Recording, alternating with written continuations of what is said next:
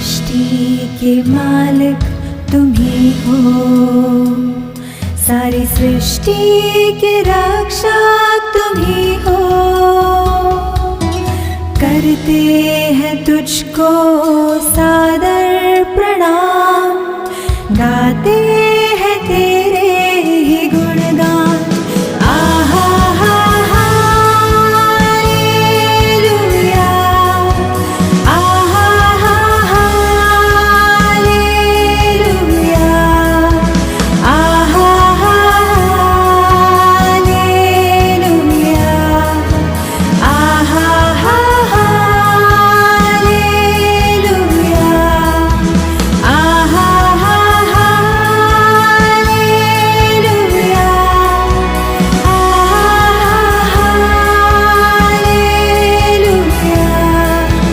आहा हालेलुया, आमीन।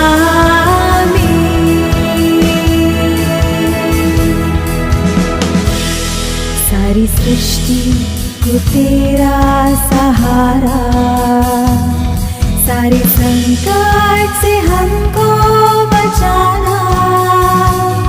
तेरे हाथों में जीवन हमारा है, अपनी राहों पर हमको चलाना। आहा हा हालेलुया, आहा हा हालेलुया, आहा हा हालेलुया, आहा हा हालेलुया, आहा हा हालेलुया, आहा हालेलुया, आहा हालेलुया, आमीन।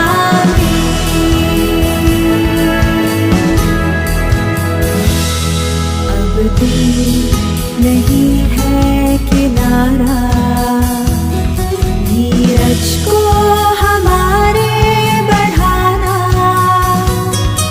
जीवन की हमारी इस नैया को भवसागर में खोने न देना। आहा हा हालेलुया, आहा हा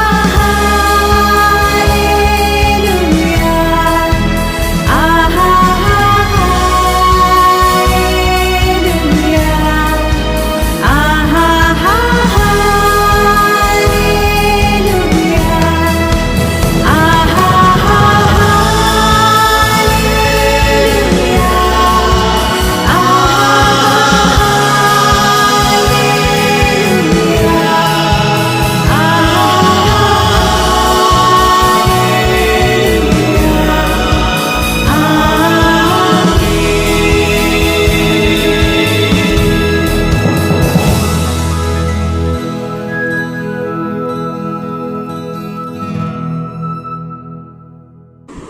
हमारे खुदावंद यीशु मसीह का फजल, खुदा बाप की मोहब्बत और रूह कुदस की शराकत हमेशा आपके साथ हो। खुदावंद आपके साथ हो। आए तमाम कुदरत के खुदा, तेरे आगे सबके दिल का हाल खुला है। तुझे सबकी मुरादें मालूम है और तुझसे कोई भेद छिपा नहीं। अपने पाक रूह के असर से हमारे दिल के ख्यालों को पाक कर, ताकि हम तुझसे कामिल मोहब्बत रखें और लायक तौर पर तेरे पाक नाम की ताज़ीम करें। हमारे खुदावन यीशु मसीह के वसीले से आमीन। आलमे बाला पर खुदा का जलाल और जमीन पर उसके लोगों में सुलह। खुदावंद खुदा, आसमानी बादशाह, तमाम कुदरत के खुदा बाप, हम तेरी प्रस्तुत करते, तेरा शुक्र करते और तेरे जलाल के लिए तेरी हमद करते हैं। आए खुदावंद यीशु मसीह, बाप के इकलौते बेटे, आए खुदावंद खुदा, खुदा के बर्रे, तू जहान का गुनाह उठा ले जाता है। हम पर रहम कर, तू बाप के दाने बैठा है। हमारी दुआ कबूल कर, क्योंकि आई यीशु मसीह तू ही कुदूस है, तू ही खुदावंद है, तू ही पाक रूह के साथ खुदा बाप के जलाल में आला है। आमीन। जय जय प्रभु यीशु की, जय जय प्रभु यीशु की, हमको बचाने आया जगत में, उसकी स्तुति करो,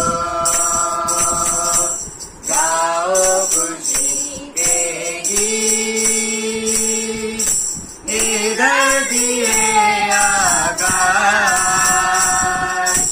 आया मसीह जग में, पापों का करने नाश।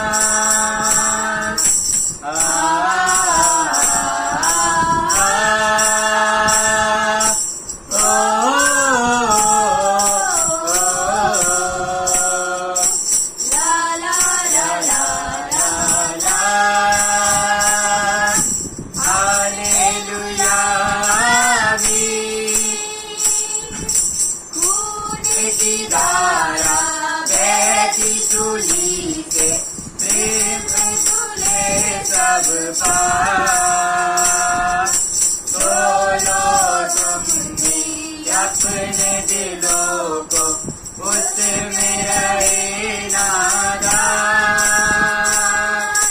खून की धारा बहती सूली से, जिसमें धुले सब पाप। बोलो तुम भी अपने दिलों को उसमें रहे नादान।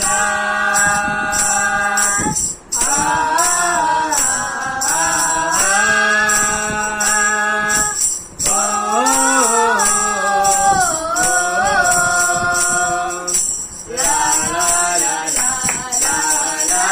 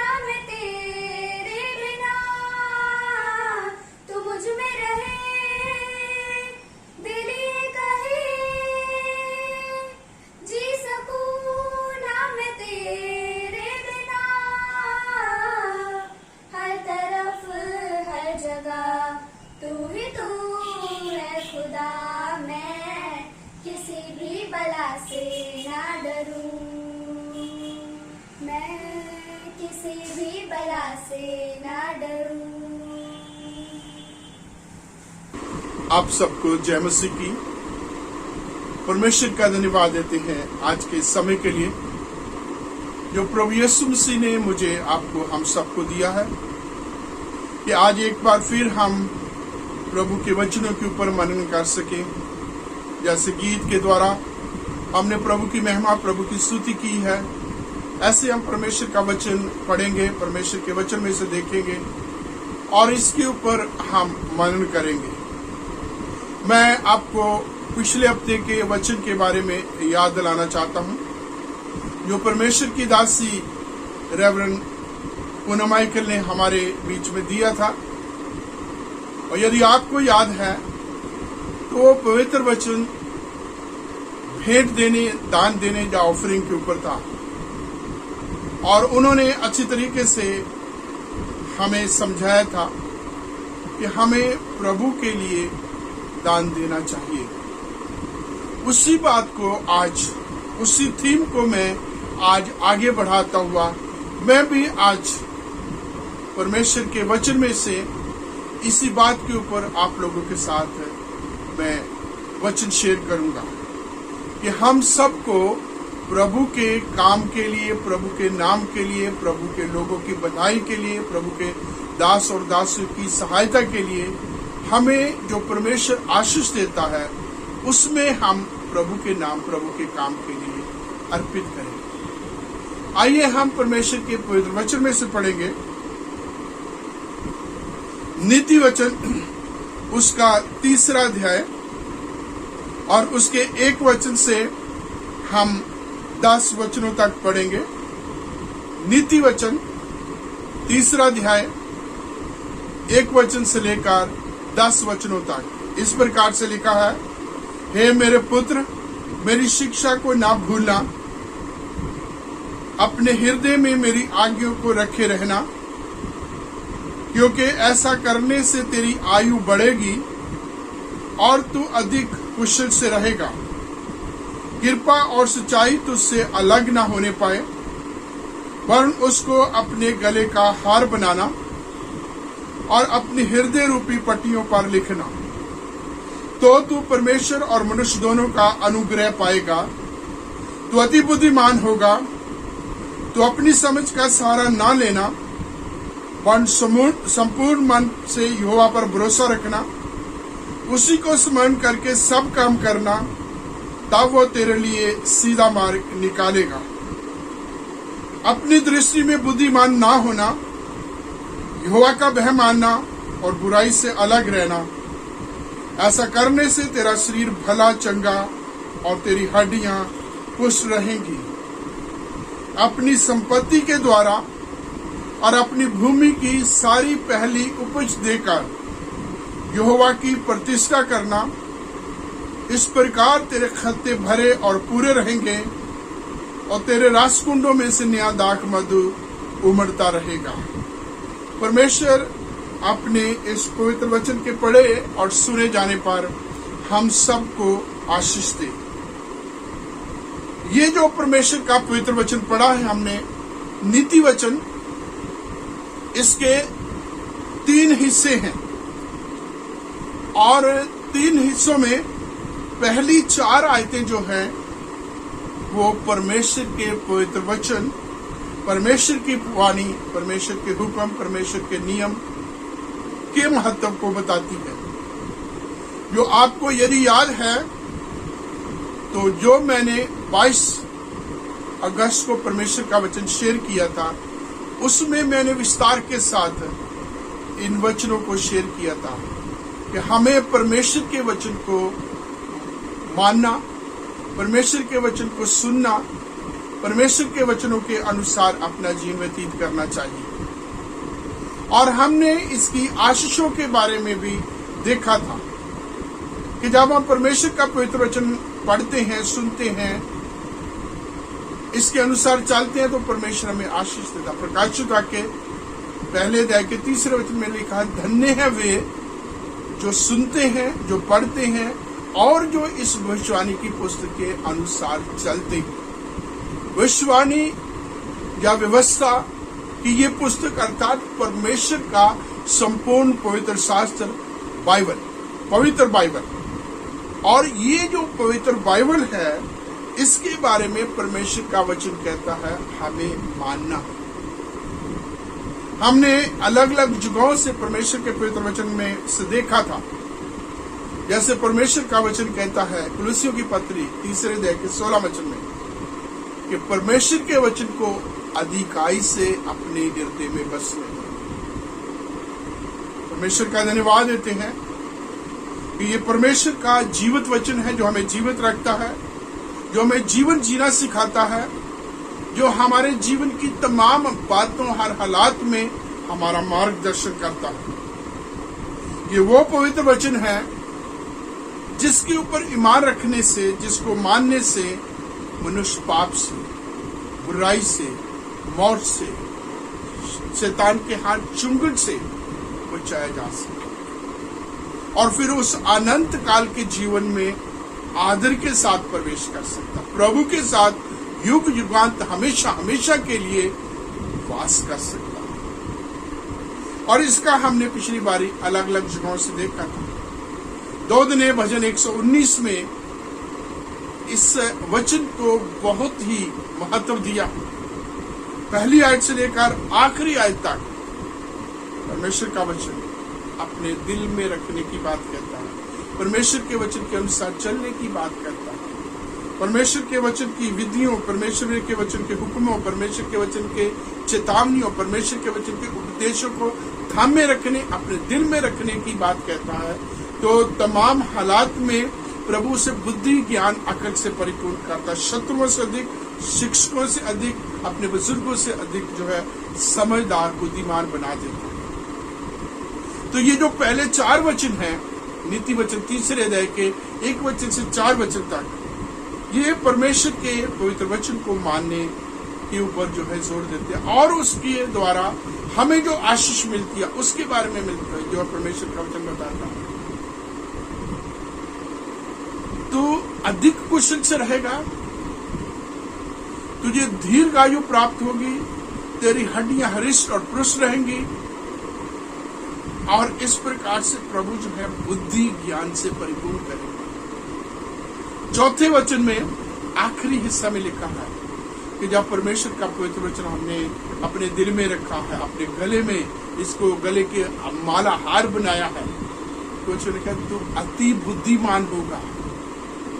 और मेरे प्रियो, ये पवित्र वचन जो है ये राजा सुलेमान के लिखे हुए नीति वचन, जो उनका अपना व्यक्तिगत तजुर्बा था कि किस प्रकार परमेश्वर का वचन मानने से, उसकी चेतावनियां, उसके हुक्म, उसके उपदेशों को अपने हृदय में रखने से मनुष्य ज्ञानवान बन जाता है, चतुर, प्रवीणता प्राप्त करता है। और इस वचन के अनुसार जो है चलने से वो काम करने में सफलता प्राप्त करता है। जहां जाता परमेश्वर उसके संग रहता है, उसका मार्गदर्शन करता है। इसका दूसरा हिस्सा जो है वो 5वां और 6वां वचन है, जिसमें पीछे वाले हिस्से को देखें तो प्रभु का पवित्र वचन कहता है कि प्रभु के वचन को मानने से, उसके हुक्म के अनुसार चलने से प्रभु तुझे अति बुद्धिमान बनाएगा। लेकिन 5वां वचन जब शुरू होता है तो परमेश्वर का वचन कहता अपनी बुद्धि का सहारा ना ले। परमेश्वर बुद्धि तो देगा, लेकिन अपनी दृष्टि में, अपनी समझ में अक्लमंद बनाना, ज्यादा सयाना ना बनना, परंतु क्या करना है? 6 वचन, संपूर्ण मन से यहोवा पर भरोसा रखना और फिर उसी को स्मरण करके, उसी को याद करके सब काम करना, वो तेरे लिए सीधा मार्ग निकालेगा। पहली चीज, जब हम प्रभु के वचन को मानते हैं तो प्रभु में आशीष देता है। और दूसरा हिस्सा जो है, दूसरा बात जो इस नीति वचन 3 अध्याय के में हम पढ़ते हैं, वो दूसरी बात यह है कि प्रभु के वचन के ऊपर भरोसा रखने, प्रभु के ऊपर भरोसा रखने, प्रभु को याद करने या प्रार्थना के साथ अपनी जिंदगी के सब काम करने के द्वारा प्रभु हमें आशीष देता है। और वो आशीष क्या, वो तेरे सब मार्ग को सीधा करेगा। हमारी जिंदगी में हमारे मार्ग टेढ़े हो जाते हैं, हमारी जिंदगी में हमारे रास्ते में रुकावटें आती हैं, हमारी जिंदगी में हमारे चलते चलते काम जो है रुक जाते हैं। परमेश्वर का पवित्र वचन कहता है उसको स्मरण करके, उसी को स्मरण करके सब काम करना, तो तेरे लिए सीधा मार्ग निकालेगा। प्रभु मेरे प्रियो अपने वचन को मानने वालों के लिए सीधा मार्ग निकालता है, उनकी रुकावटों को दूर करता है, उनकी कमियों को दूर करता है, उनके लिए मार्ग तैयार करता है। इसलिए ये बहुत जरूरी है कि हम अपनी बुद्धि, अपने दिमाग का सहारा ना लें। बहुत बार हम अपनी मनमति पर चलते हैं, अपनी समझ पर, अपनी चालाकी, अपनी होशियारी पर ज्यादा भरोसा रखते हैं, अपनी ताकत, अपनी बुद्धि, अपने ज्ञान, अपनी डिग्री, इनके ऊपर ज्यादा निर्भर रहते हैं। तो हम कहीं ना कहीं मार खा जाते हैं, या ये कहा जाए हम असफल हो जाते हैं, कामों में रुकावट आ जाती है। लेकिन मेरे प्रियो, जब हम प्रभु को याद करते हैं, जब हम प्रभु के नाम से काम शुरू करते हैं, प्रभु उस काम में किसी प्रकार की रुकावट नहीं आती, प्रभु उस काम को सफल बनाता है। क्योंकि जब हम प्रभु के नाम में काम करते हैं, आप जानते हैं प्रभु यीशु मसीह के नाम की पावर, कि उस नाम में जिंदगी, उस नाम में जो है रिहाई, चंगाई है, उस नाम में शक्ति, उस नाम में सामर्थ है। और वो नाम सब नामों से श्रेष्ठ है, उत्तम नाम है, मीठा नाम है। इसलिए मेरे प्रियो, उसी को अर्थात प्रभु यीशु मसीह को, उस पिता परमेश्वर को याद करके सब काम करना, और वो प्रभु का वचन कहता है वो तेरे लिए सीधा मार्ग निकाले।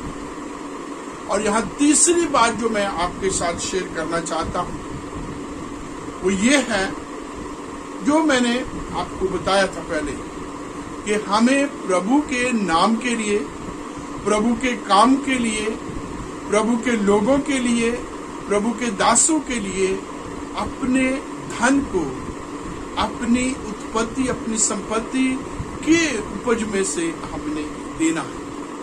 या तीसरी बात ये कही जाए तो परमेश्वर को देने की आशीष, पहली जो मैंने शेयर किया है, परमेश्वर के वचन को मानने की आशीष, परमेश्वर के ऊपर भरोसा रखने की आशीष, और तीसरी प्रभु के काम के लिए प्रभु को देने की आशीष। यहाँ 9वां वचन जो है, नीति वचन, तीसरे अध्याय के 9वें वचन में लिखा है, अपनी संपत्ति के द्वारा यहोवा की प्रतिष्ठा करना, अपनी भूमि की पहली उपज देकर उसकी प्रतिष्ठा करना। इस प्रकार तेरे खाते भरे और पूरे रहेंगे, और तेरे रस कुंडों में से पहला, तेरे रस कुंडों में से नया दाख मधु उमड़ता रहे। मेरे प्रियो, इस वचन में परमेश्वर का वचन कहता, हमें प्राथमिकता जो है अपनी कमाई, अपनी आमदन, अपनी इनकम के में प्रभु को देनी। प्रथम स्थान पहला प्रभु को, पहला हिस्सा प्रभु को, अपनी उपज, अपनी संपत्ति की पहली उपज यहोवा को देकर उसकी प्रतिष्ठा करना। और फिर प्रभु का वचन कहे कि इस प्रकार तेरे खत्ते भरे और पूरे रहेंगे, और तेरे रस कुंडों में से नया दाख मधु उमड़ता रहेगा। मेरे प्रियो, जब हम प्रभु को देते, जिस किसी ने प्रभु को दिया, प्रभु ने उसको कभी भी कमी घटी नहीं आने दी। प्रभु ने उसको भरपूरी से आशीष दी। प्रभु कभी किसी का कर्जदार नहीं है। जो हम प्रभु के लिए देते हैं, प्रभु के लिए खर्च करते हैं, जो हम प्रभु के लिए जो है त्याग करते हैं, परमेश्वर के वचनों में हम पढ़ते हैं प्रभु दुगने से भी अधिक आशीष देता है। उत्पत्ति की किताब जब पढ़ेंगे, उसके 12वें अध्याय में परमेश्वर अब्राहम से कहता, अपने पिता के घर को, अपनी जन्मभूमि को, अपने देश को छोड़कर उस जगह पर चले जाएगा जो मैं तुझे दिखाऊंगा। और वहां 3 चीजें छोड़ने के लिए कहता, अपने पिता का घर, अपनी जन्मभूमि और अपने देश को। और परमेश्वर 7 तरह की आशीष देने की बात करता है, दुगने से भी बढ़कर। तो प्रभु किसी का कर्जदार नहीं। इसलिए मेरे प्रियो, परमेश्वर के नाम, परमेश्वर के काम के लिए जब आपको देना पड़े, जब आपसे अपील आए प्रभु के नाम, प्रभु के काम के लिए, प्रभु के भवन के लिए, प्रभु के लोगों की जरूरतों के लिए, आसमानों की जरूरतों के लिए, तो कभी पीछे नहीं हटना। क्योंकि मेरे प्रियो, ये आपको किसी प्रकार की कमी नहीं आने दे। हम इंसानी तौर पर देखते हैं, जब हमारी इनकम का, जब हमारी सैलरी का 10वां हिस्सा निकल जाता है, तो हमें लगता है एक बहुत बड़ी अमाउंट उसमें से निकल गई है, और आगे हम कैसे अपना जीवन, कैसे घर के खर्चे कैसे चलाएंगे। और मोस्टली जो है, हम इसी को सोच सोच के हम प्रभु के नाम, प्रभु के काम के लिए बहुत कम देते हैं, या ये कहा जाए कि बचा खुचा देते हैं। तो हमें ऐसे बचा खुचा नहीं देना, आखिर में नहीं देना, बल्कि प्रभु के नाम, प्रभु के काम के लिए पहले निकालना है, पहला हिस्सा निकालना है। और पहला सबसे पहली उपज देने का मतलब है कि प्रभु 10वां हिस्सा मांगता है, और उस 10वांश में से को हमने पहले निकालना, अपनी पूरी इनकम, सैलरी और उसके साथ जो भी हमारे इनकम के सोर्सेज है, उसके हमने 10 हिस्से बनाने हैं। और उन 10 हिस्सों में पहला हिस्सा प्रभु के नाम के लिए निकालना। अगर आपके पास 10,000 रुपये की इनकम है, तो उसके जो है 1,000 निकाल के प्रभु के काम के लिए, प्रभु के घर के लिए, प्रभु के लोगों के लिए, प्रभु के दासों के लिए निकाल के रखें। और उसके बाद जो बाकी 9 हिस्से हैं, 9,000 है, वो आप अपने कामों के लिए इस्तेमाल करें। घर का राशन, घर की जरूरतें, बिजली पानी, बच्चों की फीस, बच्चों की स्टडी के ऊपर, घर के और सारी जरूरतों के लिए, यहाँ तक के घर के किराए के ऊपर आप उसे खर्च करें। और प्रभु का वचन कहता है, इस प्रकार दे के देखो कि मैं तुम्हें आसमान की खिड़कियां खोलकर अपनी बरकतों से माला माल करता हूं या नहीं करता। मेरे प्रियो, प्रभु एक चैलेंज देता है, प्रभु एक चैलेंज देता है, जिसको हम भजन संहिता 34 में पढ़ते हैं, जिसमें हम मलाकी 3:10 में पढ़ते हैं। प्रभु कहता है, इस प्रकार करके देखो कि मैं ये सब कुछ करता हूं या नहीं। एक बार करके देखो, जस्ट टेस्ट करो, जस्ट टेस्ट करो। जैसे 34 भजन में कहा गया, टेस्ट एंड सी, वही चीज कहते हैं, एक बार चख के देखो। और यहाँ प्रभु कहते हैं, एक बार दे के देखो। सारे 10वांश मेरे भंडार में लेके आओ, मेरी हैकल में लेके आओ, और इस प्रकार दे करके मुझे परख के देखो कि मैं तुम्हारे घरों को, तुम्हारे भंडारों को, तुम्हारी कमाई आमदनी को स्वर्गीय आशीषों से, स्वर्ग के झरोखों से माला माल करता हूं, यानी अर्थात मैं माला माल कर दूंगा। और अक्सर हम जो है इस बात पे हम मार खा जाते, चूक जाते। जब हमें सैलरी मिलती है महीने के बाद, तो हम आते जो है अपने घर के बजट बनाना शुरू करते हैं। ये घर का किराया, ये राशन के पैसे, ये बिजली के, ये पानी के खर्चे, ये बच्चों की फीस, ये हमारा ट्रैवलिंग का, इधर उधर का, और इस प्रकार। और हम जो है अपनी चीजों के लिए हमने ये नई चीज खरीदनी है, नए कपड़े खरीदने हैं, वगैरह वगैरह। इस चीजों की इस महीने में हमने कुछ सोचा होता है कि जब नया महीना शुरू होगा, महीने की तनख्वाह आएगी, तो हम तब ये चीज खरीदेंगे।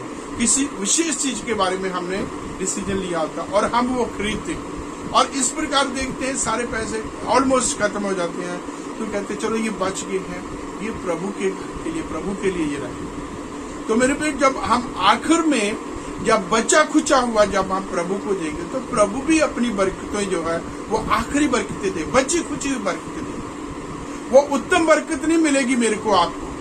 यदि हमने उत्तम बरकत पानी है, यदि हमने बढ़िया बरकत पानी है, यदि हमने चाहते हैं कि स्वर्गीय भंडार खोले जाए, तो हमें अपने दिल को, अपनी कमाई आमदनी, अपने घर को प्रभु के लिए खोल देना है। और फिर जो है देखें परमेश्वर कैसे आशीष देता है। और हमने देखा है और परमेश्वर के लोगों ने परमेश्वर के स्वर्गदूतों की सेवा की है, परमेश्वर के लोगों की सेवा की है, परमेश्वर के कामों के लिए दिया है, और परमेश्वर ने कभी उनको घाटी नहीं आने। ये मेरा भी व्यक्तिगत एक्सपीरियंस है। जब से मैंने प्रभु के वचन को ग्रहण किया है, जब से मैं विश्वास में आया हूं, मैंने मेरे पासवान से सीखा है कि हमें प्रभु के हिस्से को अपने कामों के लिए, अपने पर्सनल जरूरतों के लिए, पारिवारिक जरूरतों के लिए इस्तेमाल नहीं करें। प्रभु का ऐसा निकाल दिया तो निकाल दिया, वो प्रभु के काम के लिए है, प्रभु के घर के लिए है, प्रभु के दासों के लिए है, वही इस्तेमाल होगा और कहीं नहीं। बहुत बार हमसे गलती हो जाती है, जब हमारे लोग गलती कर जाते हैं कि हम प्रभु के काम के लिए, प्रभु के नाम के लिए निकाल के एनवेलप एक जगह पर रख लेते हैं, और जब जरूरत होती है उसमें निकाल के फिर इस्तेमाल कर लेते हैं। ऐसा नहीं करना चाहिए, क्योंकि प्रभु भी जो हमें आशीष दे देता है वो वापस नहीं लेता। यहाँ हमारी जो है इंसानों की ऐसी सोच होती है, हम दे के भी वापस ले लेते हैं। मेरे साथ ऐसे हुआ है कई बार। कुछ जो है लोगों ने मुझे जो है गिफ्ट दिया है, और कुछ समय के बाद उनका मन बदला है, और फिर उन्होंने उस चीज को वापस लिया है, और मैंने भी उनको दे दिया कि ये तुम्हारी है, तुमने दी है, तुम ही मांग रहे हैं, मैं वापस कर दी। और लेकिन मेरे प्रियो, परमेश्वर जो प्रतिज्ञा करता है, जो वादा करता है, जो देता है, वो कभी वापस नहीं देता। इसलिए मुझे, आपको, हम सबको प्रभु के हिस्से को प्रभु के काम के लिए, प्रभु के नाम के लिए, उसकी सेवा के लिए, उसके घर की जरूरतों के लिए, उसके लोगों की जरूरतों के लिए देना। क्योंकि परमेश्वर का पवित्र वचन कहता है सुसमाचारों में, दो तो तुम्हें दिया जाएगा। दो तो तुम्हें दिया जाएगा, क्या मतलब है कि यदि हम दे रहे हैं तो मिलेगा, यदि हम नहीं देंगे तो इसका मतलब नहीं दिया जाएगा। परमेश्वर के वचन में पढ़ते हैं, लोग दबा कर, लोग जो है उबरता हुआ, भरा हुआ, ओवरफ्लोइंग तुम्हारी झोली में डाल दें। तो मेरे प्रियो, लोग जो है ऐसे हमें प्रभु देना चाहता है, पूरा दबा के, पूरा उबरता हुआ, पूरा ओवरफ्लोइंग, जो लिबरेज हो करके प्रभु मुझे और आपको देना चाहते हैं। लेकिन बहुत बार जो है हम अपनी कमियों का, घटियों का खुद जिम्मेवार होते हैं। वजह कि हम प्रभु के काम, प्रभु के नाम के लिए देते नहीं हैं, और देते नहीं है तो हमें मिलता नहीं है। प्रभु मुझसे और आपसे आज कहना चाहता है, दो तो तुम्हें दिया जाएगा। बहुत सारे लोगों के बारे में हम जानते हैं, प्रभु के नाम, प्रभु के काम के लिए उन्होंने दिया, और प्रभु ने उनको वो आशीष दी जो कोई उनसे छीन नहीं सका। एक बच्चा था, छोटा बच्चा था, और बहुत बड़ी भीड़ के साथ के बीच में था, 5000 की भीड़ के बीच में था, और वहां प्रभु यीशु मसीह उस भीड़ को परमेश्वर का प्रवचन सुना रहे थे। और जब चेलों ने कहा कि आप भीड़ को विदा कर, क्योंकि रात हो रही है, या ये अपने अपने गांव को जाएं, बस्तियों में जाएं और अपने लिए भोजन खरीदें, और प्रभु ने मना किया, ये नहीं जाएंगे, तुम उसने खाने को दो, तुम उन्हें खाने को। प्रभु के लोगों की जिम्मेवारी लगा दी, चेलों की जिम्मेवारी लगा दी, पासवानों की जिम्मेवारी लगा दी कि हमें जो है उनको खाने के लिए, उनके खाने का प्रबंध हमने करना। और अगर आप पहली कलीसिया के बारे में पढ़ें, प्रेरितों के काम, उसके जो है 7 अध्याय, इन जगहों पर आप देखेंगे तो पहली कलीसिया में ऐसा प्रबंध होता था। परमेश्वर के दास अपील करते थे, लोग बहुत कुछ देते थे। वचन में लिखा, लोग अपनी संपत्ति, अपनी जायदाद बेच करके चेलों को दे देते थे, कोई हिसाब किताब नहीं होता था, और जो जिसकी जो जिम्मेवारी होती थी, जो जिसकी जरूरत होती थी, उसको दे दिया जाता था, उनको दे दिया जाता था। इसलिए प्रभु हमसे कहता है हमें देना, तो हमें पाना है। अगर नहीं देते तो हमें बहुत कम वापस मिलेगा। मैं बात कर रहा था उस छोटे बच्चे की जो बहुत बड़ी भीड़ में था। आपने वो कहानी पढ़ी, आपने वो घटना पढ़ी है, जहां प्रभु यीशु मसीह 5000 लोगों को खिलाते हैं, 5000 लोगों को खिलाते हैं, और उसमें औरतें भी थी और उसमें बच्चे भी थे। और 5000 में ऐसे परमेश्वर के लोग कहते हैं कि उसे मिनिमम लोगों को भी जोड़े तो कम से कम 15000 लोग होंगे, क्योंकि अगर वो 5000 आदमी थे तो 5000 औरतें भी होंगी, उनके बीच बच्चे भी होंगे। जैसे कि ये बच्चा अपने आप में उदाहरण है। कहा इधर उधर बात हुई, इंद्रियास के साथ पास बात हुई, कैलकुलेशन शुरू हो गया।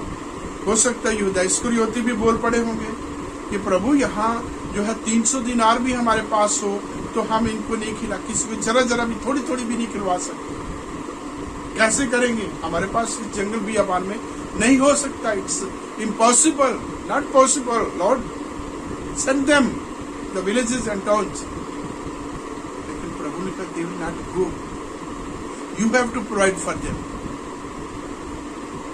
और वहीं यहाँ तक मैं कई बार सोचता हूँ वो छोटे बच्चे की जो है कैसे पता चला, क्योंकि इंद्रियास जो है प्रभु का जो चेला है, पतरस का भाई है, उसमें ये खूबी थी कि वो ऐसी चीजों को ढूंढता था और ढूंढ के वो प्रभु के हवाले करता था। वहां एक छोटा बच्चा था, उसके ऊपर नजर गई होगी, जिसके पास जौ की 5 रोटी थी और 2 मछली थी, और उससे पूछा बेटा ये उस बात की होगी, तो उसने बोला हाँ इंद्रियास अंकल ये मेरे पास एक टिफिन है, मेरी मम्मी ने दिया था, और उसने उसको दे दिया। प्रभु के पास आके इंद्रियास से यहाँ एक बच्चा है जिसके पास 5 रोटी है, 2 मछली है, और इंद्रियास खुद ही आगे क्या देता, कमेंट देता है इतनी बड़ी खिलकत के लिए ये क्या है।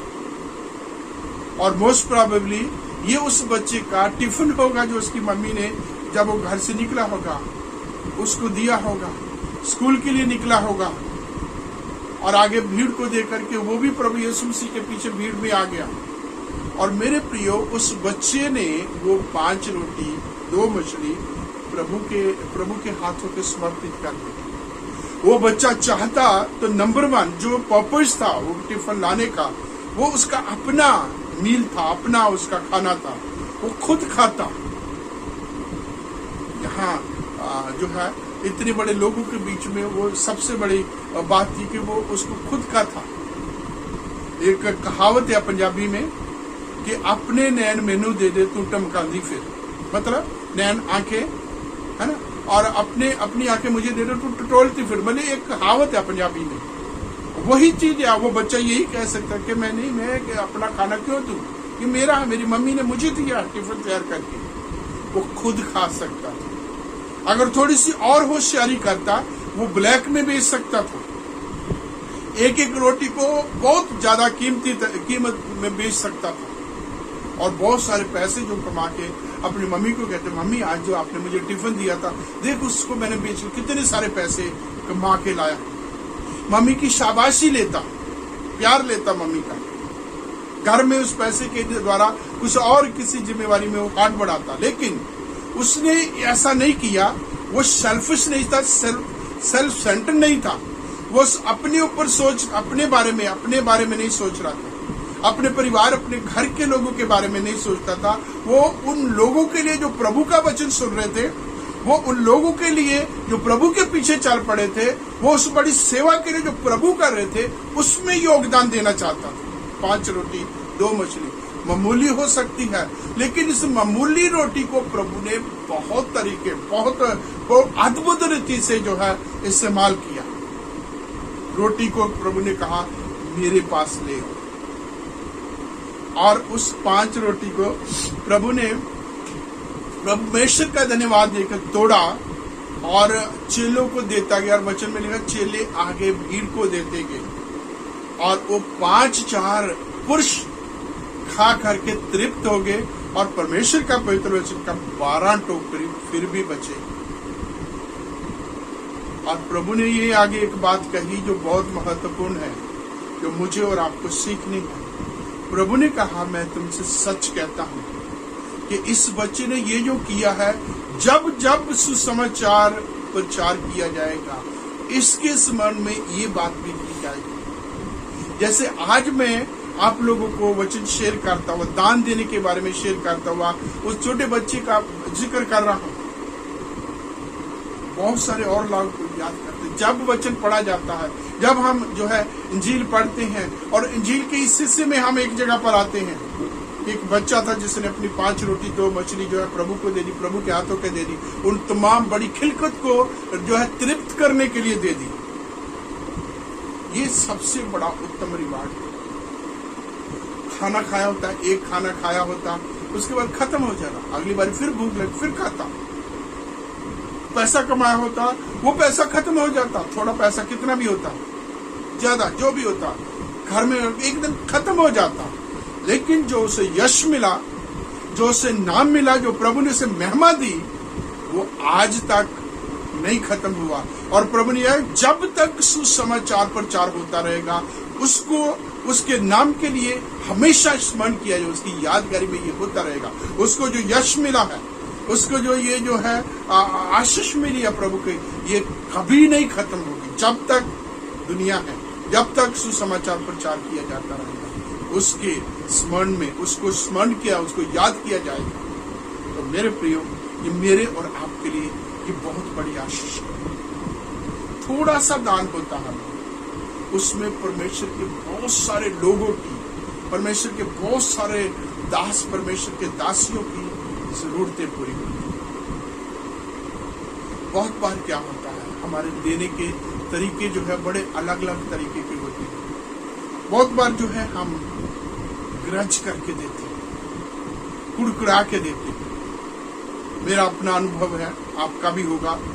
बहुत बार हमारे जरूरतें होती हैं, चर्च की जरूरतें होती हैं, हम लोगों को अपील करते हैं, और लोग जो है आनाकानी करते हैं। लोग जो है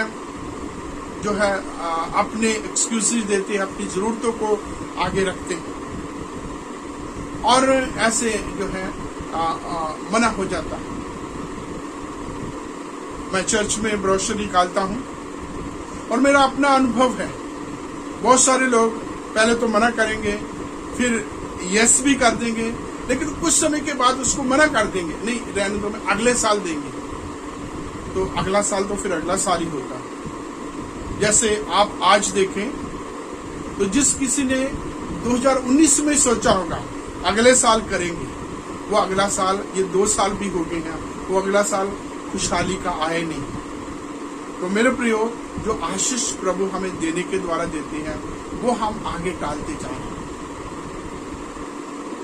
बहुत बार हम खर्च करते हैं, बहुत बार हम क्या है, किसी व्यक्ति विशेष, किसी पादरी पास्टर का, किसी बड़े जो है और आदमी का चेहरा देख करके देते हैं। लेकिन मेरे प्रियो, हमें ना तो ग्रज करना है, ना कुड़कुड़ा के, ना बुड़बुड़ा के देना है, हमें प्रभु के काम के लिए देना है। प्रभु कर्जदार नहीं है। जब मैंने हमारे सेंट स्टीफन चर्च में पहला ब्रोशर का काम शुरू किया, तो एक हमारे बड़े परम मित्र हैं, उनको मैंने फुल कलर पेज के लिए कहा। तो उन्होंने अपने खर्चे को देखते हुए, अपनी सैलरी इनकम को देखते हुए उन्होंने बोला, पादी साहब थोड़ा मुश्किल है, ज्यादा है। तो क्योंकि मेरा दोस्त है, हक थोड़ा पास्टर होने का, थोड़ा दोस्त होने का, थोड़ा सा मैंने उनको थोड़ा बोला, और मैंने परमेश्वर के वचन, परमेश्वर के ऊपर भरोसा रखते हुए उनको कहा, दे के देखो, प्रभु आपको इसका असर देगा, प्रभु आपको इसका प्रतिफल देगा। और मेरे प्रियो, ये बात उसकी जिंदगी की हकीकत है। उन्होंने, जब उनको प्रभु ने आशीष दी, तो उन्होंने इस चीज को कन्फेस किया, इस चीज की टेस्टिमनी दी कि मैंने परमेश्वर के काम के लिए एक कलर्ड पेज अर्थात 10,000 रुपये का मैंने डोनेशन दिया था चर्च में, और प्रभु ने उसे बहुत सारी आशीष दी। और वो आशीष क्या थी, उसको 7th पे कमीशन उसके ऊपर लागू हुआ। उसका पिछला तमाम एरियर वगैरह सारा मिलके उसकी आगे सैलरी बढ़ गई। तो उन्होंने बल्कि इस चीज की गवाही दी कि मैंने उस दिन बड़े जो है टाइट होकर के, बड़ी सोच समझ करके, एक तरीके से 10,000 का रिस्क लेकर के मैंने बादशाह साहब को यस किया था। परंतु इससे पहले के ब्रोशर उनके रिलीज होकर उनके हाथ में जाता, तब तक उनको वो एरिया वगैरह उनको वो सैलरी उनकी बढ़ चुकी थी। तो इस प्रकार प्रभु मुझे, आपको, हम सबको जो है बहुतायत की बरकत प्रभु बहुत सारी आशीष देता। बहुत बार हम अधूरे मन से देते हैं, तो प्रभु भी हमें अधूरी आशीष देता है। बहुत बार हम अपनी सेल्फ ग्लोरी के लिए देते हैं। बहुत सारे लोग ऐसे होते हैं, वो दे के वो चाहते हैं कहीं उनका नाम लिखा जाए, उनका नाम बोला जाए, पब्लिक को बताया जाए। जैसे जो है फरीसी शास्त्री यहूदी लोग किया करते थे, हैकल में देते थे, तुरी बजाते थे, अपने सामने बिगल बजाते थे ताकि लोग उनको देखे, घूम के आगे पीछे वाले सारे देखे। और प्रभु ने कहा जब तुम दान देते हो, जो तुम्हारा एक हाथ देता तुम्हारा दूसरा हाथ जानने ना पाए, क्योंकि लोग नहीं परंतु तुम्हारा पिता जो स्वर्ग में बैठा है वो प्रतिफल देगा। लोगों की वाहवाह 1 दिन की 2 दिन की होती है, कुछ समय की होती है, उसके बाद वो सारी खत्म हो जाती है। लेकिन प्रभु की जो आशीष है वो खत्म नहीं होती। जैसे हम इस बच्चे के बारे में बात किया कि वो हमेशा अनंत काल तक वो उसको नाम मिला रहेगा, उसको वो यश मिला रहेगा, उसका जिक्र होता रहेगा। बहुत बार हम जो है अलग अलग तरीके से देते हैं। सारपत नाम जो है प्रेरित, हम जो है पहले राजा में पढ़ते हैं, उसके 17वें अध्याय में पढ़ते हैं कि पृथ्वी पर अकाल है और एलिया जो है सारपत नाम जगह पर जाता है। वहां एक महिला बाहर लकड़ी भीन रही है और एलिया उसके पास जाता है और उससे विनती करता है, मुझे एक घूंट पानी दे। और वो बुजुर्ग महिला जो है, विधवा भी है, वो चलती अपने घर पानी लेने के लिए, और जैसे वो घर की तरफ जाती है, एलिया ने कहा एक टुक रोटी भी मेरे लिए लेती आना। वो खड़ी हो जाती है, तेरे परमेश्वर की सौगंध, मेरे घर में एक कुप्पी में तेल और एक मुट्ठी भर आटा है, और ये जो मैं लकड़ी भीन रही हूं, मैं घर में जाकर के इस खाने को बनाऊंगी और ये खाना मेरे और मेरे बेटे के लिए एक वक्त का खाना है, और ये खाना खा करके अकाल में भूख में हम भी मर जाएंगे। वो प्रभु के दास से कह रही है, तेरे परमेश्वर यहोवा की सौगंध। यहाँ उस महिला में एक और बात जानने की, नोट करने की बात है कि उसने एलिया को देख के जान लिया कि ये यहोवा का परमेश्वर है। तभी तो तेरे परमेश्वर यहोवा की सौगंध, मेरे घर में तो इतना ही है, और मैं जो है इन वे उसने थोड़ा असमर्था जाहिर की। ये आखिरी भोजन है मेरे लिए, मेरे बेटे के लिए। उसके बाद अकाल में, भूख में, तंगी में हम जो है खत्म हो जाए, मर जाएंगे। लेकिन एलिया ने उसकी बात को इग्नोर किया, उसका मुझे नहीं पता, पहले मेरे लिए लेके आ। और वो महिला ने आगे से कोई जवाब नहीं दिया, घर गई, रोटी बनाई और वो पानी भी लेके आई। और परमेश्वर के दास एलिया ने जब वो खाया, उसके बाद परमेश्वर का पवित्र वचन कहता वो उसके घर में रहा, विधवा के घर में रहा, जिसके पास एक वक्त का जो खाना था, जिसके पास केवल एक मुट्ठी आटा था या मैदा था, जिसके पास एक कुप्पी में तेल था, उसके ज्यादा कुछ नहीं था, और उन 2 माँ बेटे का एक वक्त का खाना था। और अब वो उसके घर में गया और उसने उस कमी घटी में से जब दिया, उसको खिलाया। और परमेश्वर का पवित्र वचन कहता है जब तक अकाल रहा, लगभग कहा जा सकता है 3 साल तक अकाल रहा। और एलिया और वो विधवा, उसका बेटा, उसी एक मुट्ठी भर आटे और कुप्पी भर तेल में से खाते रहे 3 साल तक। 3 साल तक पहले खाने वाले 2 थे, एक वक्त के खाने के, सिर्फ जस्ट 1 मील, एक खाने के लिए। अब खाने वाले 3 हो गए हैं और समय भी चलता है, लंबा समय। मेरे प्रियो, परमेश्वर इस तरीके से आशीष देता है। जो नीति वचन 10 में पढ़ते, तीसरे अध्याय के 10 में, तेरे खत्ते भरे और पूरे रहेंगे। उसने क्या कहा? मेरा तो कुप्पी भर तेल है और मुट्ठी भर आटा है या मैदा है, ये खत्म हो जाए, खाली हो जाएगा। मेरी कुप्पी जो है खाली हो जाएगी, बर्तन खाली हो जाएगा, मेरा आटे वाला बर्तन खाली हो जाएगा, because this is the last meal. इससे ज्यादा कुछ है नहीं। लेकिन परमेश्वर के काम, परमेश्वर के नाम, परमेश्वर के दास के लिए उसने दिया, वो खाली नहीं हुआ। हालेलुया, वो खाली नहीं हुआ। 1 दिन नहीं, 2 दिन नहीं, 1 साल, 3 साल तक 3 लोग खाते रहे। और परमेश्वर मुझे और आपको इसी प्रकार से उत्तम बरकतों, आशीष से परिपूर्ण करना चाहता है। हम देना सीखें, प्रभु के नाम, प्रभु के काम के लिए देना सीखें। जैसे परमेश्वर की इस बंदी ने देखा, प्रभु ने, इसीलिए तो प्रभु ने जो है उस महिला को, जिसने 2 दमड़ी जो है परमेश्वर के घर में उस जो है गले में आके डाला था, प्रभु ने इससे सबसे ज्यादा दिया, क्योंकि उसने अपनी इस कमी घटी से दिए। कमी घटी का मतलब she give 100%, 100% she offer to the lord. जो उसके पास है उसने टोटल दे दिया प्रभु के काम में। प्रभु ने कहा इसने सबसे ज्यादा किया, बाकियों ने गिनती की है, कैलकुलेट किया है और अपनी जो है बढ़ती में से दिया है। इसके बाद तो जो कुछ भी था सारा का सारा दे दिया। इसके बाद जो कुछ भी था इसने सारा का सारा दे दिया है। इसलिए परमेश्वर ने उसको अप्रिशिएट किया, उसकी प्रशंसा किसने? सबसे ज्यादा की। मेरे प्रिय प्रभु, मुझे भी, आपको भी ये आशीष देना चाहते हैं। प्रभु के लोग कहते हैं कि जब हम प्रभु के नाम के लिए प्रभु का हिस्सा देते हैं तो ये बीज बोने की तरह है। मैं गांव से हूं, मैं किसान मजदूर परिवार से हूं और मुझे इसका अनुभव है जब बीज बोया जाता है।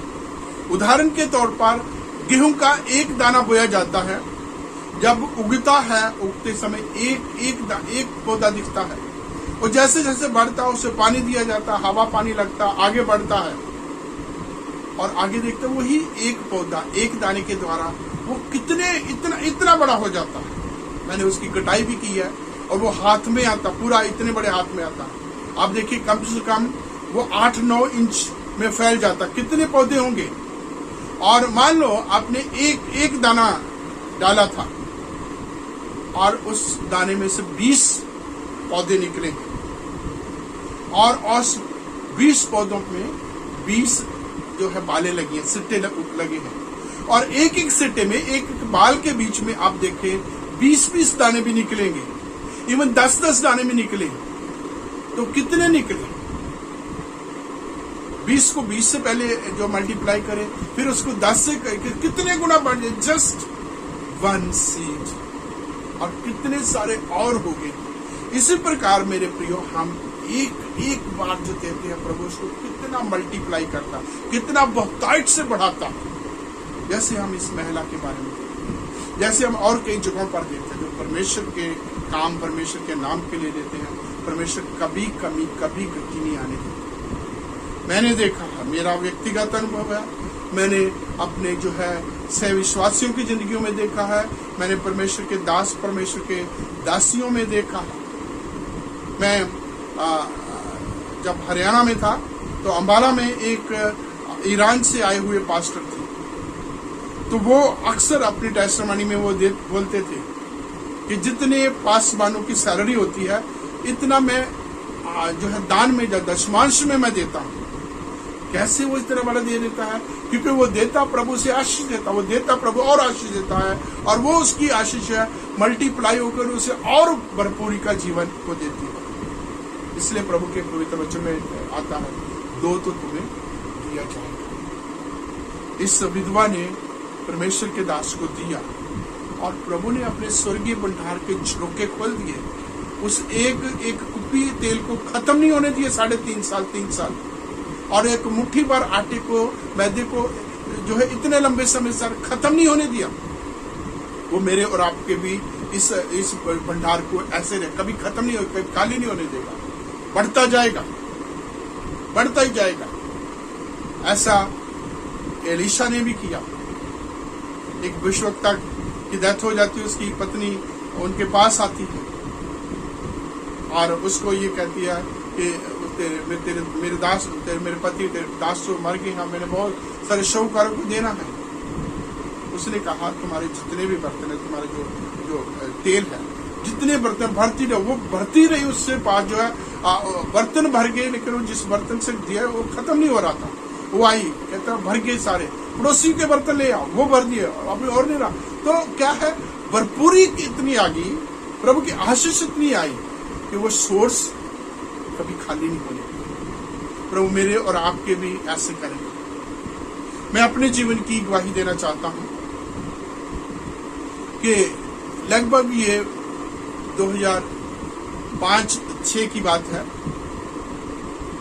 मैं अमृतसर, मुझे एक चर्च में बोला गया कि मैं जाके परमेश्वर के वचन की सेवा करूं।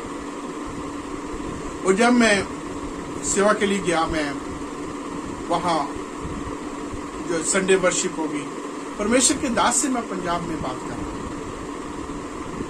और मैं अपने चर्च ऑफ नॉर्थ इंडिया के चर्चेस की, मेरे पास्टर जहां मैंने काम किया, मैं उनकी बात कर रहा हूं। तो ऐसे पता नहीं बात चलती चलती मैंने बोला कि जब 10, 15, 20 हजार की बात है, हम एक आध बंदे को कह देते हैं, उसी से पूरा हो जाता है। तो पास्टर मेरी बात को सुनते सुनते वो कहते कि हमारा तो यहाँ, हम पिछले 6 महीने से एक पीएस सिस्टम के लिए, पीएस सिस्टम एक एम्पलीफायर के लिए हम अनाउंस करते आ रहे हैं, 6 महीने में अभी तक नहीं पूरा। तो वो बात करते कर प्रभु ने मेरे से बात की और मैंने उन पास्टर से पूछा तुम्हारा बजट कितना है। उस समय उन्होंने बोला 3,000 रुपया। मैंने पूछा कुछ होगा आपके पास अभी तक जो कलेक्शन आई? हाँ जी, हमारे पास जो है 1500 है। और उसके बाद खाना खाया, बैठे, और मैंने क्या किया, 1500 रुपया अपने तरफ से, अपनी जेब से मैंने उनको दे दिया। मैंने उनको कहा पास्टर जी आप अपना पीए सिस्टम, अपना एम्पलीफायर, जो कुछ भी आपने खरीदना खरीदो, अगले संडे की सर्विस जो है ये आपके माइक पे होनी, माइक से होनी चाहिए, स्पीकर से होनी चाहिए, लाउड स्पीकर पर होनी चाहिए, ताकि परमेश्वर का वचन दूर तक जाए और लोग इसे सुने। मैं दे के आ गया, भूल गया मैंने ये प्रभु के नाम, प्रभु के दास को कुछ दान दिया था। जब मैं उस समय करनाल में था, मैं करनाल में आया तो मेरी चिट्ठियां मुझे दी गई, और जब मैं चिट्ठियां पढ़ रहा उसके बीच में एक चिट्ठी ऐसी मुझे मिली जिसमें मुझे एक जो है किताब की ट्रांसलेशन करने का ऑफर आया और मैंने वो ऑफर स्वीकार किया। और जब मैंने वो किताब को मैंने ट्रांसलेट किया, कंप्लीट हुई, और उससे मुझे 23,832 रुपये मिले। और मैंने उसको 2 भाषाओं में ट्रांसलेट किया, हिंदी में और इंग्लिश में, हिंदी में और पंजाबी में। और आप देखिए एक लैंग्वेज का मुझे 23,832 रुपये था, उसको डबल कर दिए तो कितना हो गया, 47 से भी ज्यादा हो गया। दिए मैंने थे 1500 रुपया और प्रभु ने मुझे 47,000 की आशीष। प्रभु कभी किसी का कर्जदार नहीं है। प्रभु मेरे, प्रभु आपके, प्रभु सबकी जिंदगियों में ऐसे बड़े बड़े काम कर सकते। इसलिए प्रभु के पवित्र वचन में बोला, अपनी भूमि की, अपनी संपत्ति की पहली उपज दे देकर यहोवा की प्रतिष्ठा करना, इस प्रकार तेरे खत्ते भरे और पूरे रहेंगे और तेरे रस कुंडों में से नया दाख मधु उमड़ता रहेगा। यहाँ बहुत सारे लोग हैं जो देने वाले हैं। उत्पत्ति में हमने देखा, उत्पत्ति 22 अध्याय में अब्राहम ने अपना बेटा जिसको बहुत प्रिय था वो दे दिया, चाल खत्म करने के लिए, कुर्बान करने के लिए दे दिया। प्रभु ने, परमेश्वर यहोवा ने उस बच्चे की जो है एवज में मेढ़ा उसको दिखाया और उसकी आयु इतनी बड़ा, आज हम उसकी संतान हैं। आज उसकी लाइनेज से हम जो है आगे इसराइली, हम क्रिश्चियन उसी में से बने, उसी लाइन में से चले आ गए। फिर हम और बहुत सारी लोगों के बारे में पढ़ते हैं जिन्होंने दिया। हम जो है प्रेरितों के काम में हम पढ़ते हैं। एक कपल था, मियां बीवी थे, हन्निया स्पीरा उनका नाम था। उन्होंने भी जब देखा कि लोग प्रभु के काम के लिए, प्रभु के नाम के लिए दे रहे हैं, अपनी अपनी जमीन जायदाद धन संपत्ति बेच के प्रभु के दासों को दे रहे हैं, तो उन्होंने भी सोचा, उन्होंने प्रॉमिस किया कि वो भी अपनी जमीन बेचेंगे और उसकी जो भी कीमत होएगी वो प्रभु के घर में आके देंगे। और उन्होंने जमीन बेची, उसका एक हिस्सा तो उन्होंने अपने पास रख लिया, एक हिस्सा आकर के पतरस को दे दिया। और पतरस ने कहा, क्या तुम्हारी जमीन इतने में बिकी? और हनन्याह कहता है, हाँ इतने में बिकी। और परमेश्वर का पवित्र वचन कहता है, तू पवित्र आत्मा से क्यों झूठ बोलता है? और उसी घड़ी वो वही हनन्याह वही गिर गया और मर गया। जवान लोग आए, बाहर ले गए तो फ्लाई करके आए, और वचन में कुछ 3-4 घंटे के बाद उसकी पत्नी आई और पतरस ने उससे भी पूछा, क्या तुम्हारी जमीन इतने में बिकी थी? तो उसने बोला हाँ। पतरस बड़ा निराश हुआ, बड़ा उसे डिसअपॉइंटमेंट हुई होगी, और कहता, तुमने क्यों दोनों मियां बीवी ने एका कर दिया है कि तुम ये मुझसे, मनुष्यों से झूठ नहीं बोल रहे, तुम ये पवित्र आत्मा से झूठ बोल रहे। और उसे बोला, ये देख तेरा पति जो है वो मर गया है, और जवान उसे गाड़ के, अगर तेरी बारी तो नेक्स्ट मोमेंट वो नीचे गिर गई और खत्म हो गई। क्योंकि उन्होंने जो है एक हिस्सा दिया, एक हिस्सा अपने पास रखा। ये गलत नहीं किया, परंतु उनका कमिटमेंट था, वो दे, मतलब कि प्रॉमिस करके दे के वो वापस अपने पास रहते थे। जब हम ऐसा करते हैं मेरे प्रियो, प्रभु इस प्रकार से अपनी आशा को, अपने जीवन की आशा को वापस लेते। यहाँ 7 पद की विधवा है, यहाँ छोटा बच्चा है। 7 पद की विधवा ने आखिरी मील, आखिरी खाना एलिया के साथ शेयर किया। 3 साल तक जो है उसी एक मील को एंजॉय करते रहे 3 लोग। उस छोटे बच्चे ने अपनी 5 रोटी 2 मछली जो है प्रभु के हाथों के समर्पित की। प्रभु ने 5000 से भी अधिक लोगों को खिला दिया। आज तक उसका नाम बना हुआ है। ऐसे और बहुत सारे लोगों को देखते हैं। अब्राहम को आज याद किया जाता है, इसहाक को याद किया जाता है, और प्रभु के लोगों को याद किया। उस विधवा जिसने 2 डबरी टोटल 100% दिया था, उसको याद किया। हन्निया स्पीरा को भी याद किया। याद कैसे किया जाता है, ये जो है नोट करने वाली बात है। हम कैसे देते हैं? ग्रजिंगली, कुड़कुड़ा के, बुड़बुड़ा के, हाफ हार्टेडली, अधूरे मन से? क्या हम जो है पूरे होल हार्टेड, पूरे खुशी, पूरे आनंद से देते हैं? एक जिम्मेवारी समझते हुए, प्रभु के वचन को स्वीकार करते हुए आदर और मान के साथ देते हैं। जैसे परमेश्वर का पवित्र वचन कहता है, अपनी भूमि की पहली उपज दे देकर युवा की प्रतिष्ठा करना। क्या देने के द्वारा हम युवा की प्रतिष्ठा कर रहे हैं? तो प्रभु हमें अवश्य आशीष देगा। तो हम सबको अगर आशीष दें, हम सबको अपने अनुग्रह में बनाए रखें कि प्रभु का हिस्सा, प्रभु के काम, प्रभु के नाम के लिए हम लगाएं। अपनी कमाई का 10वां सब प्रभु को दें, और प्रभु हमें किसी प्रकार की कमी नहीं आने। उसकी प्रतिज्ञा है, आकाश की खिड़कियां खोल करके, आकाश के झरोके खोल करके वो हमें अपनी बरकतों से मालामाल करेगा। और वो करेगा, जैसे उस विधवा को किया, एक वक्त के खाने को 3 साल तक मालामाल किया, और सारे तमाम लोगों को उसने मालामाल किया। प्रभु हमें भी करेगा। मेरे प्रियो, हम ये जो बीज है, प्रभु के काम को देना, प्रभु के हिस्सा प्रभु को देना, बीज बोते हैं। जैसा भी बताया, एक दाना बोया जाता है, उसे कितने हजारों सैकड़ों दाने जो है निकल आते हैं। और ये प्रभु का जो हिस्सा हम देते हैं, ये बीज है। तो जब हम बीज ही हम खा जाएंगे, फिर आशीष कहाँ रहेगी? फिर खेती कहाँ उपज होगी? फिर और कहाँ बढ़ेगा? इसलिए प्रभु का हिस्सा प्रभु के लिए, जैसे परमेश्वर के पवित्र वचन में जो याजक का है वो याजक को दो, और जो केसर का है वो केसर को दो। ये कहा गया, जो परमेश्वर को परमेश्वर को दो, जो केसर का वो केसर को, है ना? जो जिसका देना वो उसको दो। तो जहां प्रभु का हम देंगे, प्रभु कभी भी हमें कमी गति नहीं आएगी। परमेश्वर आप सबको, हम सबको अपने इन पवित्र वचनों के द्वारा आशीष दे कि आप प्रभु के लिए दें, प्रभु का हिस्सा, प्रभु के काम, प्रभु के नाम के लिए चलिए आइए हम प्रार्थना करें। हमारे महान सर्वशक्तिमान, हमारे दयावान परमेश्वर, धन्यवाद स्तुति प्रशंसा करते हुए आपके कदमों में आते हैं। आज के इस पूरे समय के लिए आपका धन्यवाद देते हैं प्रभु। आज की संगति के लिए प्रभु, इस YouTube के माध्यम से तेरा पवित्र वचन शेयर करने की तौफीक दी, इसके लिए हम आपका धन्यवाद देते हैं और आपसे विनती करते हैं पिता, हमारे तमाम चीजों को आशीष दें, देना सिखाएं और देने के द्वारा अपनी आशीष से परिपूर्ण करें। इनके द्वारा जो आज तक चर्च में या व्यक्तिगत तौर पर जो दान दिए जा रहे हैं, इसको प्रभु जी उसका प्रतिफल इन्हें दें, वक्ताइट से प्रभु जी उनको भरपूरी का आशीष दें, ताकि इनके खत्ते भरे और पूरे रहे, रास्कोनों में से नया दाखिल उमड़ता रहे और ये तेरी मेहमत, तेरी स्तुति, तेरे नाम को पढ़ते इसी रीति से करते हैं। हमारे तमाम जरूरतों पर प्रभु आप अपने स्वर्गीय भंडार से पूरा करें प्रभु यीशु मसीह के नाम से आमीन। आज हमारे बाप तुझे आसमान पर है, तेरे नाम पाक माना जाए, तेरी बादशाहत आए, तेरी मर्जी जैसे आसमान में पूरी होती है जमीन पर भी हो। हमारे रोज की रोटी आज हमें दे, जिस प्रकार हम अपने कसूरों को माफ करते हैं, तू हमारे कसूरों को माफ कर। हमें आज मैश में न पड़ने दे, बल्कि बुराई से बचा, क्योंकि बादशाही और कुदरत और जलाल हमेशा तक तेरा।